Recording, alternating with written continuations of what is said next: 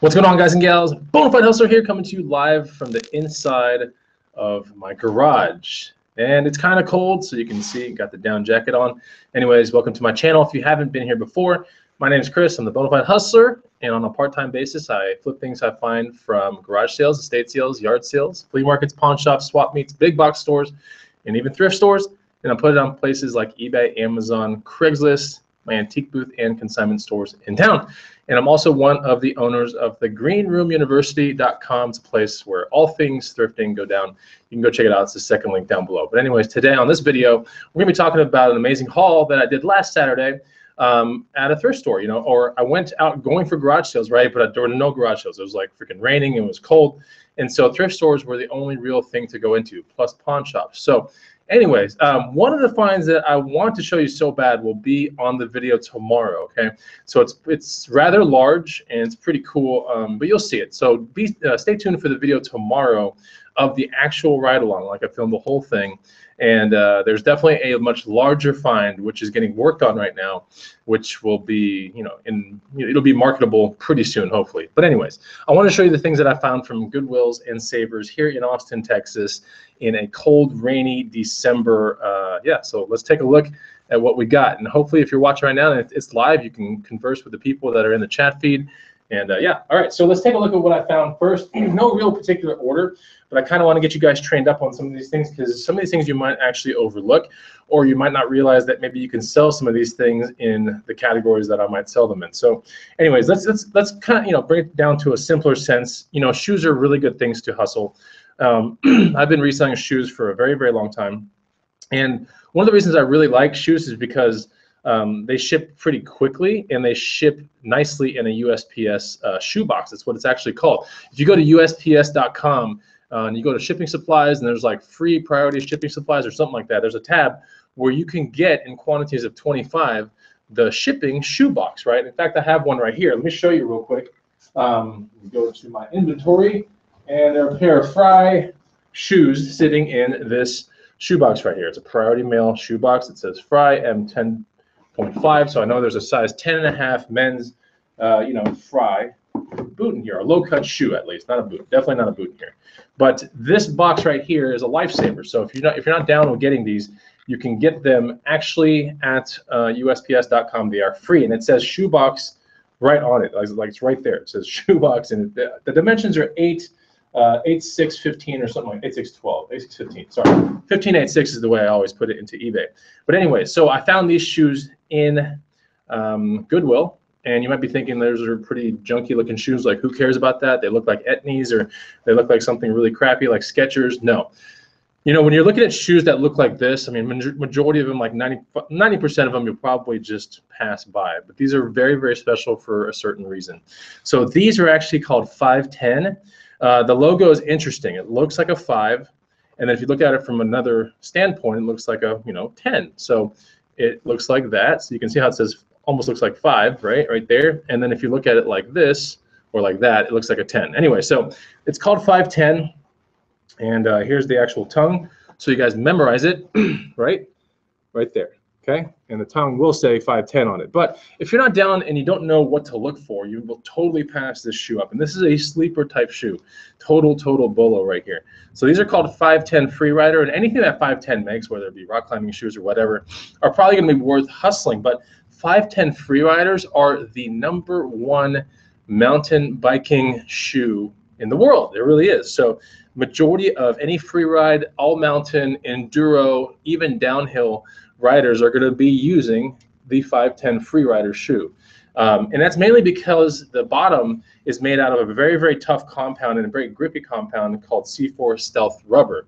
So you can see down there it says Stealth. So anyways, yeah, you really have to have a trained eye to like spot this shoe.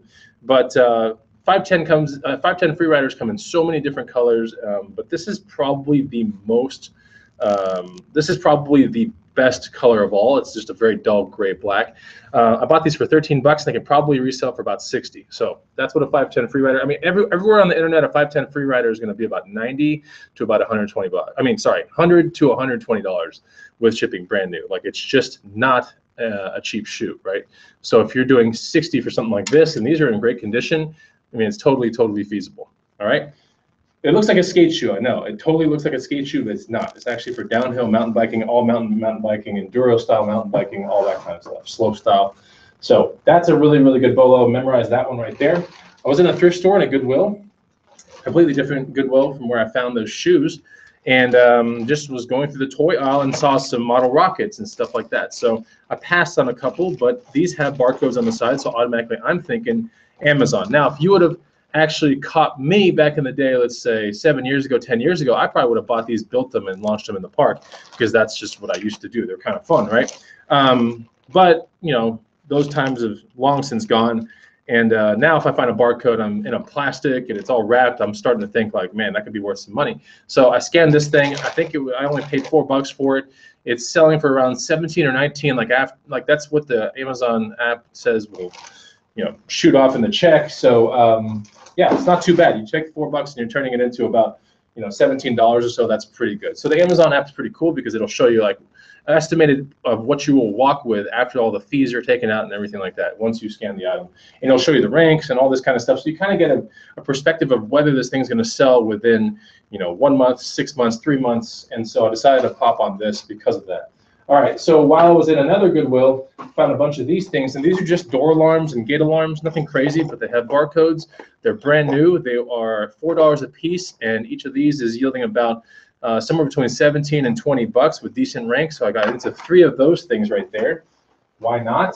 They're just door alarms, and they're sealed, and they're ready to go. So that's what they look like. They're called yard guards. Not too bad.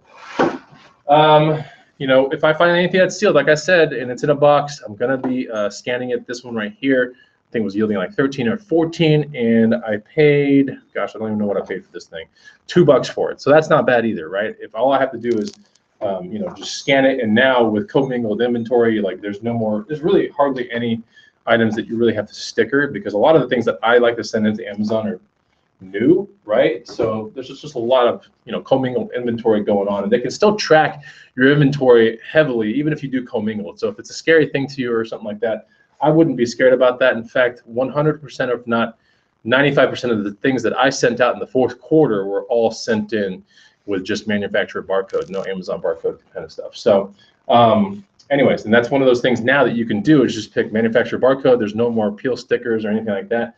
It'll, you know, at the very end of the thing, you just put it in a box that it tells you to, and that's pretty much it. All right, so for $20, and I didn't have a coupon for this, so I did spend $20 for this, and it has as is on it. So let's take a look at this. What is it? If you're in a thrift store and you see something like this, you're probably thinking it's probably a camcorder, and that's exactly what was going through my head, right? So there's definitely a camcorder in here, but the reason why I popped on it for $20, because that's starting to get a little steep, especially because this is a Video 8, okay, not a High 8, but a Video 8 camcorder. And it definitely doesn't have the flip out screen or anything like that. It does have forward facing microphone, stereo mic, all that kind of stuff, but for the most part, it's still pretty outdated. Now, I don't know if it works or anything like that, and those are some of the things that you have to be thinking when you're buying some of these things at a thrift store. But what I did see, and the reason why I bought this thing, like right away, I was just like, I don't care if it works, whatever, at this point, it would be the icing on the cake if I could move it in untested status, was this, okay? So in the box, or in the case, were 7 of these things right here, and if you scan one of these, it's showing on Amazon, and it will yield about $7 in profit, right? That's what the check would be cut out for. So with 7 of these, you can do the assumption that it would be about $49, extremely low rank, of course, because it's a tape. And so from there, I'm just like, all right, so the $20 automatically gets converted into about $49 pretty quick. And then if I can sell this, which I will probably sell as 4 parts are not working, and then in the description just say, well, I couldn't test it, so it's theoretically untested. I could even put it in the used category and put untested, because I've done that before too. I don't know the real rules and regulations behind all that, but I tried everything. I tried to get the thing charged and everything like that, and sometimes it's as easy as having a cable that goes into the camcorder and you plug it into a wall and you can test it that way and you can bypass the battery, but this one just does not have that kind of input. So it's really, really odd. Like I said, it's not exactly a High 8. A High 8 camcorder, even without the flip out screen, commands somewhere between 60 and north of $60 on eBay and Amazon. And if you have all the stuff that goes with it, like remote control, you know, AV cables, the actual manual, maybe an extra battery, and now you're talking at something that's probably worth $100, maybe 150, you know. But for the most part, this thing I cannot test, and so I still will be listing it, and it will be icing on the cake, and I'm pretty sure it'll move. I'll put a return policy behind it as well, so that way it makes the buyer a little bit more comfortable in buying the thing, knowing that they can return it within 14 days or something like that. Now, if there is a case that the person wants to return the item, instead of me paying for shipping, I'm probably just going to let them keep the item. So let's just face it, right? Like, why get taxed for twice shipping? Like, I don't want it back to me. So, you know, it's kind of a play like that. I'm looking at spending 20 to potentially make 30, 40, maybe $50. We'll see. So that's what's, I mean, guaranteed 30, but if there's no return, then yeah, it's probably going to be around 50 or more, something like that. Because I think the camera by itself is probably going to sell for around 50 to 70 bucks, untested status. Okay, so let's talk about something else that I found here. This was just sitting in a box, which is cool because it allows you to scan it, yes, but it's not sealed, so I'm not thinking Amazon on this. But I am thinking eBay, and one sold recently on eBay for around 60 bucks. That's including shipping. So I decided to get into this one for $2, and I'm going to try to move it for about 50 bucks. And that's definitely well worth my time. Like, my goal in 2018 is to have as few items in my eBay store as possible, making me maximum profit that is worth my time. So I'm not going to be the person that's doing 50 listings a day or 100 listings a day or anything like that. No way. Like, I'm going for quality the whole way through. And like I said, I am part-time at this, right? I'm not going full-time at this.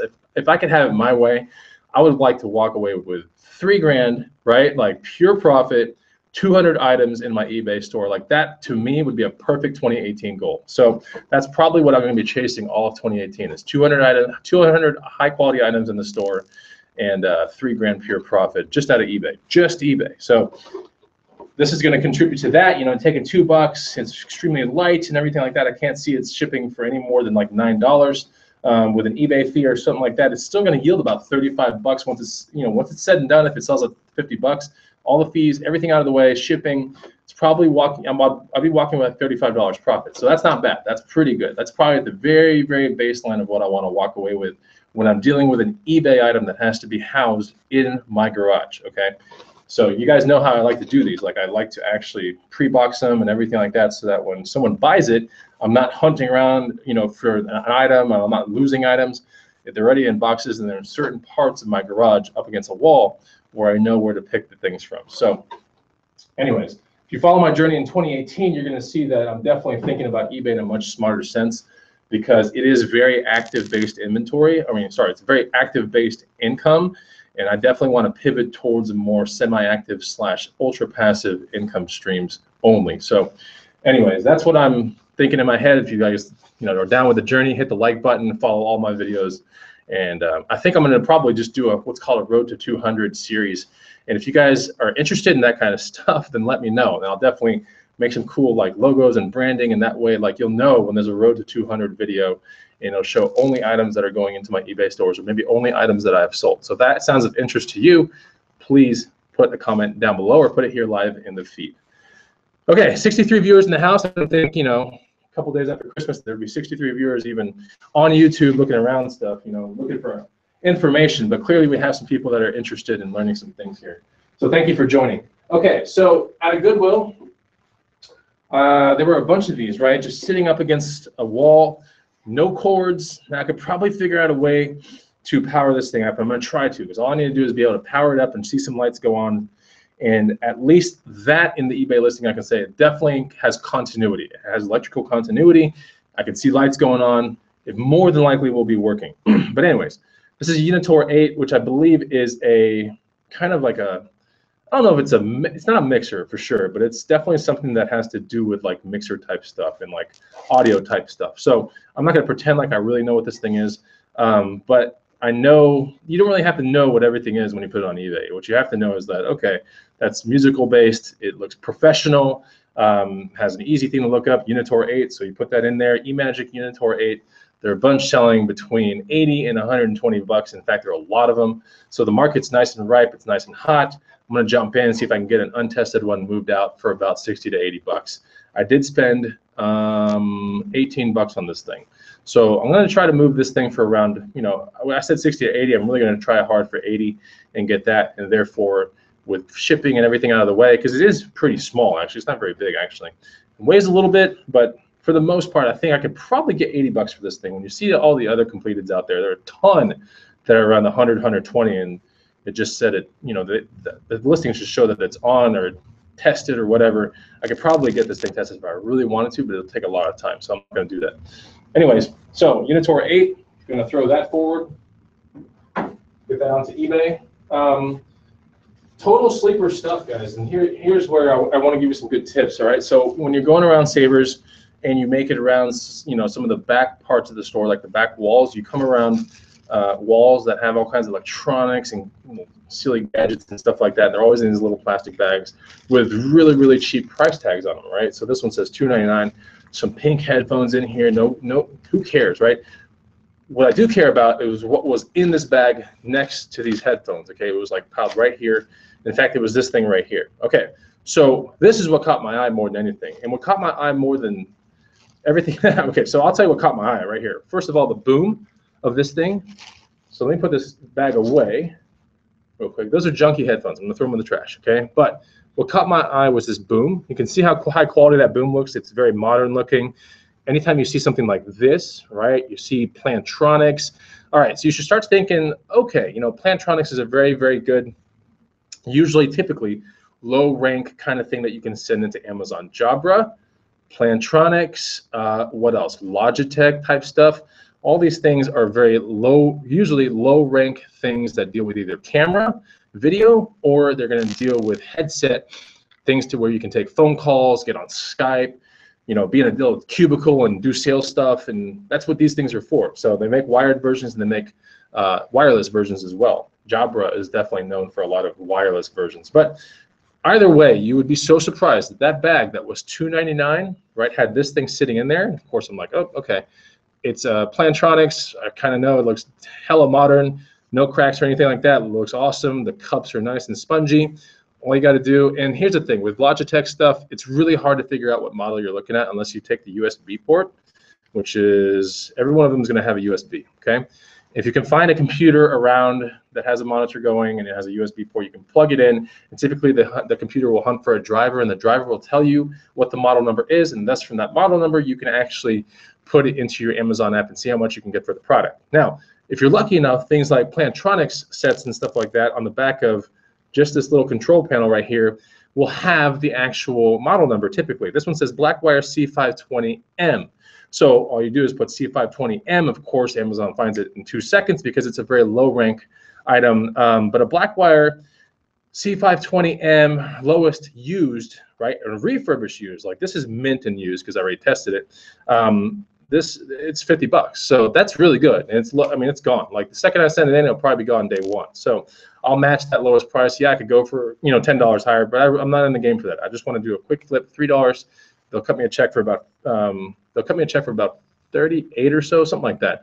That's pretty good. 3 to 38, I'm all about it. Plus, it's out of my inventory. It's not here sitting here in my house.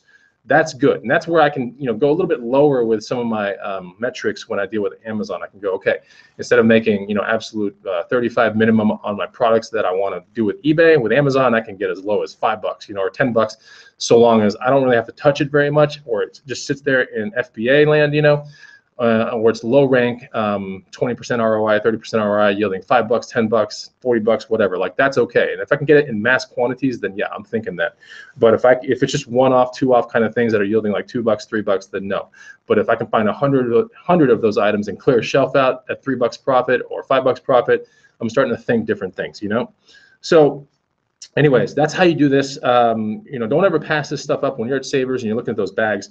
Definitely take a look, take a little bit longer of a look into things that are more headset oriented, or how do I say it, webcam oriented, right? Because you might find a 570 webcam in there or something cool like that. But this is pretty neat. And this is not super common, but you know, if you start looking for it, I guarantee you find one of these every six months or so, something like that.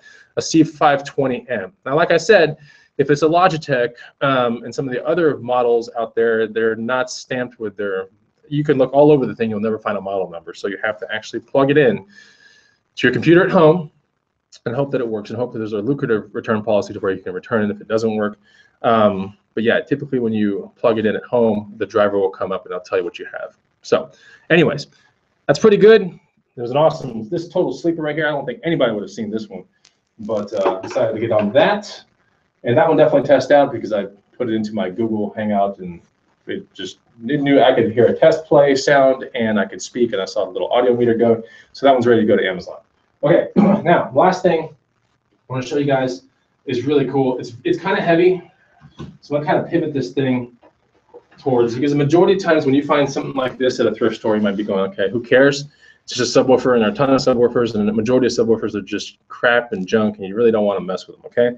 Now, there is a brand, there are a ton of good brands out there, like, trying to think here.